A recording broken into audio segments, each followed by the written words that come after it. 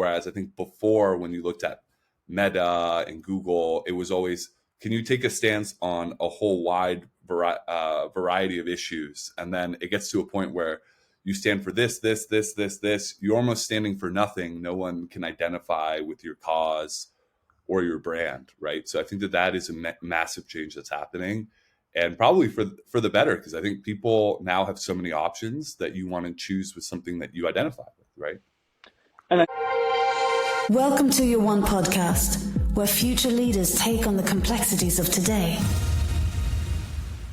To Your One podcast, episode 31, where I'm joined by the insightful minds of Felipe Segura and Zachary Crilley.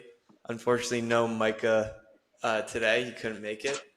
But I am Gavin Farnan. In this episode, we are continuing our conversation from last week on our generation's position in the workplace. Last week, we were looking at the financial picture for the younger population, but now we are diving into how this generation views purpose in the workplace. Now, before we get into this episode, let's break this down a bit and why this topic is important. Well, the concept of purpose at the workplace has become a defining characteristic of Gen Z and Millennials, since 86% of Gen Z and 89% of Millennials say that this is important to job satisfaction and well-being, and that's shaping not only how we choose our jobs, but also how we perform in them. But I know that this topic can get pretty big and out there pretty quickly. So I want to first get into the why we feel this way, if you guys even do. But in my opinion, it always comes back to the environment that we've grown up in. And we have seen a pandemic that forced us inside for a year. We have seen technology change our lives the last 15 to 20. And now we're seeing an AI that knows more than the entire human population combined. So it's almost a forced decision of that dynamic change between generations, because we've seen all of these almost existential events happening so quickly. But we'll start off here broadly and then get a little more niche down as the episode goes on. But what do you guys think about why this is happening? I think it's no question that our generation is in a unique place, and of course every generation that's come before us has also thought that, and it's true, because no two people's experiences are similar, and no two generations' experiences are similar. What are the factors that we have? Arguably, the biggest one is that we have phones, right? The iPhone came out when we were 7, 8, 9 years old, and it's had a massive impact on our life, and also given us a wide variety of exposure to new ideas. And I think that leads us to want to be more purpose-driven. And what is something that we spend the majority of our time doing is working. So this is what I believe has led to it, is that we are able to see what other people are doing and see that it's possible to have fulfillment in purpose, fulfillment in your financial life, and fulfillment in the freedom that your work gives you. So people ask themselves, okay, if so-and-so can do it, why can't I? Yeah, I also to add on to that, I think another area that we aren't looking at is both the employee wants to feel purpose-driven, but also I think the employer wants to be purpose-driven. I mean, every interview, at least that I've had, the interview tip is always show them why you want to work there, how passionate you are about working for that company because it's the industry that you love or whatnot. So it's not only on behalf of the employee, I think it's also on the employer. So it is a bit strange. And I think it's weird a lot of times where you read on like CNN or Fox or mainstream media that, oh, it's just the young Gen Z and millennials that they're naive and they think that they're going to love what they do. But I think it's also the employer is also pushing that narrative as well. Yeah. And I want to get into this idea of like financial viability versus the purpose-driven work. And it's this idea of getting your first big win and then worrying about purpose later. And it's the same thing as if you're starting a company or if you want to do well at a role at any job. But you think about what it takes to be good at whatever you're doing. And that does stem from passion and purpose. For example, Michael Jordan would always trick his mind into saying that some event is bigger than it actually is. He would say to himself, oh, these people are coming to watch me and paying their hard-earned money, and they might not have ever seen me before, or trick himself into some player talking shit about him and firing himself up. But you could easily do the same for any business, I'd argue.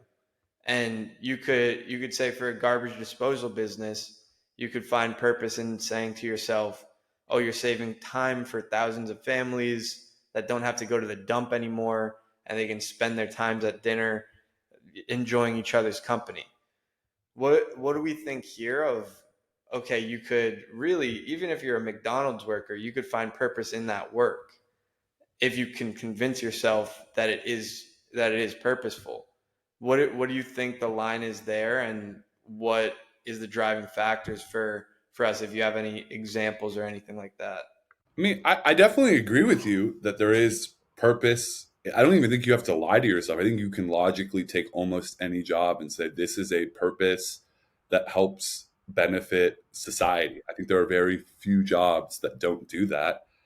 I just think that when you're listening and watching Instagram reels and TikTok all day, and then you have all of these influencers who are doing their dream life, and then you're never really talking to people who have the same interests as you anymore, or people who do not have the same interests as you anymore, because you can live in an echo chamber, you can get on a Reddit thread, you can talk to people who have the same interests as you, and then all of a sudden you show up to work and there's someone who's completely different from you, likes completely different things, and then you feel like, oh, this isn't where I'm meant to be. I'm meant to be in this online community or something. So while I agree with you, I don't think that that's the language and the conversation that's going through people's minds. And because people aren't hearing that, I don't think people are going to have that mentality. Yeah, and I guess it's really generation by generation, like Zach was saying, in what we find purposeful.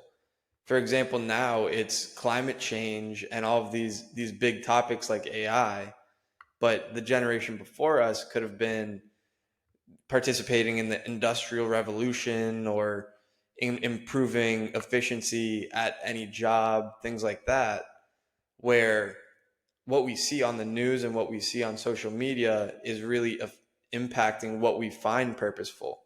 And that could be different if you're not exposed to those different things. But I know, Zach, you had an example that falls into this category too. Yeah, I think that's a great point because, and that goes back to the why too. Of yeah, the purpose used to be, okay, I'll work in this factory to provide for my family, and my why is feeding my children and giving them an opportunity to live a better life than I did. And I'm not a parent; I can't speak to that effect, but it certainly seems as if the our generation is less skewed in that perspective of working for work's sake, or working um, to build a better life. Maybe it's because we are in the face of what is seemingly these existential threats, whether it's AI or climate change. So it becomes, okay, what's the purpose of having money in the bank account if I believe in my heart that the sea levels are going to rise to make life unlivable, or that AI is going to come and destroy XYZ things. So that certainly is into an effect. But when we're talking about examples of brands and companies that have used this concept of purpose in a very positive way, and what have been good executions, and what are roadmaps that we should push our employers to follow, or that we should set for the businesses that we work in, work on, or maybe start. And Patagonia is an example that comes to mind for me. What a great brand! I like their clothing, but beyond that, I mean, clothes are somewhat of a commodity, but they have a purpose, and they have a purpose that is one that everybody can get behind, even if the most extreme environmentalists and the most extreme people on the other side. I've not heard one person criticize Patagonia the for their renowned commitment to environmentalism. And what does that look like? That looks like they give 1% of sales of gross revenue to causes for the environment, which is what they chose to be their purpose. So over the past 20 years, they've given over $140 million to these purposes. And I think that is going to be the wave of the future. I think that doing good is the new cool, is the new vogue. And that's how brands are going to win over members of our generation. Yeah, and another example of that is the sock company that is like the buy one give one model, which Bombas yeah, started in Bombas, the Babson dorm room. Babson dorm room, our alma mater, but they give one sock for everyone that is purchased, and in a exactly commoditized industry, that is such a differentiating factor. And they did it 15 years ago. But now we're seeing all of these companies pop up that are eco-driven, eco-friendly, and it's now becoming a really serious thing because both before this podcast, Felipe just told us about a study that popped up on microplastics in basically all of our food, our clothing, all of these different sources, and that is literally impacting our daily health. And we've seen all these studies on like testosterone in men, reproductive health in women, things that are just popping up, chronic diseases everywhere. And if there's not a company out there that's saying, okay, we'll take this as our responsibility, then who will? And it seems that our generation is much more likely to be the one to step up and say, hey, yeah, this is going to impact us and our generations to come. So when are we going to do something about it? Yeah, 100%. And I've had many inspiring interactions with young people, members of Gen Z, who follow just that line of thinking of, hey, yeah, there's existential threats, whether they're real or perceived, that face us.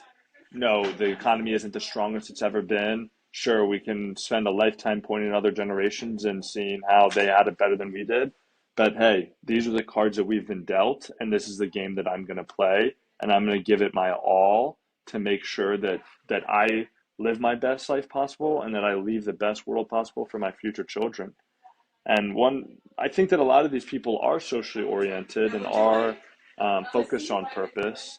And one specific example that I have of this is, um, as our early podcast listeners might remember, I did one podcast from a train in India, and that was 500 social entrepreneurs on a train going throughout interior of India. And there's this one kid I met who was a doctor, 35 years old, let's say. And I met him and I said, oh, what are you interested in? And he said, my life purpose is to cure as many people from blindness as possible. I thought, wow, what an inspiring thing. Um, but he had put his money where his mouth is. He's performed over 2,500 surgeries that cure preventable blindness, glaucoma. And I asked him, I said, what would it take for you to do something else? Is there a dollar amount? What if I gave you $1 billion? Would you do something else? He said, no. I've seen enough suffering to know that this is my life's purpose, and there's nothing that would make me deviate from that. And the people that have that level of assurance and that level of drive, I find incredibly inspiring. And those are the stories that I hope to highlight not only for myself, but for our listeners, as we all continue to navigate this level of ambition and this fire that we have inside of us to live a life of purpose. Yeah, I mean, I agree with that, Zach. I think where I would point out the issue or the change that's happening is not that there aren't mission driven founders before, because, for example, you had the open mics in Meta and then the whole blowover with Coinbase that we've talked about in previous podcasts. But the change that's happening now is that there are founders that are just saying we're focusing on this one area and we're dedicating ourselves to this one thing. Whereas I think before, when you looked at Meta and Google, it was always, can you take a stance on a whole wide variety of issues? And then it gets to a point where you stand for this. You're almost standing for nothing. No one can identify with your cause. or your brand, right? So I think that that is a massive change that's happening, and probably for the better, because I think people now have so many options that you want to choose with something that you identify with, right? And I think So it's even bigger than that, honestly. I think that it's a fundamental shift of, okay, on paper, corporations' legal obligation are to maximize shareholder value, right? And I think that we're starting to call that into question of there's a lot of areas where maximizing shareholder value isn't maximizing social value, isn't maximizing quality of life for your customers or your employees. And there's many wonderful examples of companies out there that are changing that framework. And I know that there's certain legal structures that exist, such as a B Corp. I think that that's frankly a somewhat weak way to get this done, but it's a start in, okay, how do we shift this from being your purpose is to maximize shareholder value to your purpose is to maximize social value or maximize value for your employees or your customers. I do think that's difficult in a capitalist society and how things have trended. But what the historical data has shown is that companies with a purpose-driven outcome perform better over time. There's been plenty of studies that have shown that purpose-driven companies, I think what I saw while researching for the podcast is that they they get 40% more revenue and retain 40% more employees than companies that aren't. I guess that's pretty difficult to quantify, but if those financial gains line up with the social gains, then that's just going to be an outcome that we all want. But Felipe, getting back to your point, you're saying that companies are more so focusing on one single outcome more than just being known as like an ideology and Yeah, just thinking through like a more specific lens. yeah. I mean, we can take a case study here. So you have uh, Coinbase, that they wanted them to take stances on a whole wide variety of political issues. And Coinbase, the CEO, Brian Armstrong, said, look, he pulled everyone together. He said, look, we're focused on democratizing crypto for everyone. If this isn't what you're into, then we'll give you a nice severance package. A certain small percent of people left, and then there were no issues anymore about the mission or where they were going. But if you look at some of the more successful companies in the past, right, you have Google just trying to make a search engine that everyone can use, or you have SpaceX, that's main mission is to go to Mars, right? It like, yes, there is shareholder value in there, but it's to go to Mars. And then you have now one of the most profitable, I guess it's a non-profit, no one really knows, but OpenAI's mission is to get to general artificial intelligence. So that mission statement is in there for a lot of these major corporations. I think what you had over the last 10, 15 years is that there were a small minority of employees trying to like force the company to take up a bunch of different positions. But I think that that statement of you do have to have a mission, and the closer the mission is to shareholder value, it seems like there is a certain that helps generate profit. But because I mean, if SpaceX's mission was to protect, I don't know, the dolphins in the ocean, or something kind of just really like there's no alignment or whatsoever, that'd be a little bit more difficult, right? But yeah. I think that we can think about this in a bigger way because I don't think that the two things of maximizing shareholder value and maximizing purpose are separated from each other. I know that myself and most other people often think that, like you said, Gavin, the money, the financials have to come first, and then maybe you can bake in some soft, purpose-driven stuff later. Mostly is probably a PR stunt, which is what a lot of corporations do. But let's take SpaceX for example, that you just brought up, Felipe. If SpaceX was looking to maximize revenue, they would not be where they are today. I mean, in the Walter Isaacson book on Elon Musk, it talks about how he very consciously took massive risks that had disastrous financial implications because his goal is to make humanity a multi-planetary species. That is like not a very that's not going to generate an immense financial return in the short term. At least that's what one would think when he's just starting off, right? But it has, because it is something that so many people can get behind, and because they can see the broader, deeper vision behind it. So I think that it does take a tweaking of what we've been taught growing up in the United States of America, where it's like, okay, money comes first, and then you can tithe, you can give to charity, you can volunteer in your spare time.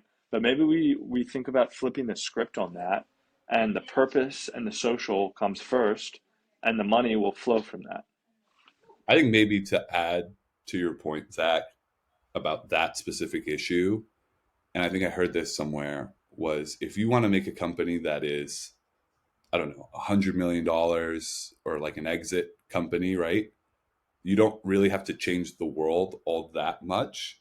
But if you want to make a company that is like Tesla, SpaceX, Google, 100, 200, $300 billion plus, you have to make something fundamentally different, and your vision has to be absolutely insane, right? I mean, if SpaceX was going for the low-hanging fruit all the time, there's an argument that they just probably wouldn't be bold enough to make some of these decisions that has brought them to where they are, right? So just kind of agreeing on you on that. Yeah.